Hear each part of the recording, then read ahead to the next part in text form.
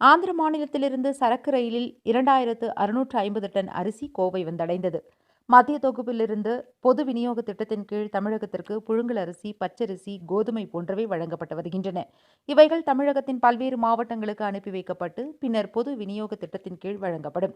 இதேபோல கோவை மாவட்டத்திற்கு வழங்குவதற்காக மத்திய தொகுப்பிலிருந்து வரும் அரிசி, கோதுமை மூட்டைகள் கோவை சிங்காநல்லூரில் உள்ள மத்திய சேமிப்பு கிடங்கில் இருப்பு வைக்கப்பட்டு பின்னர் லாரிகள் மூலம் எடுத்துச் செல்லப்பட்டு குடும்ப அட்டைதாரர்களுக்கு வழங்கப்படும். இந்த நிலையில் ஆந்திர மாநிலத்திலிருந்து சரக்கு ரயிலில் 2650 டன் ரேஷன் அரிசி கோவை வந்தது. இந்த அரிசி மூட்டைகள் லாரிகளில் ஏற்றப்பட்டு சிங்காநல்லூரில் உள்ள மத்திய சேமிப்பு கிடங்கிற்கு கொண்டு செல்லப்பட்டு இருப்பு வைக்கப்பட்டன. பின்னர் அங்கிருந்து லாரிகளில் எடுத்துச் செல்லப்பட்டு பொது விநியோக திட்டத்தின் மூலம் விநியோகிக்கப்பட உள்ளன.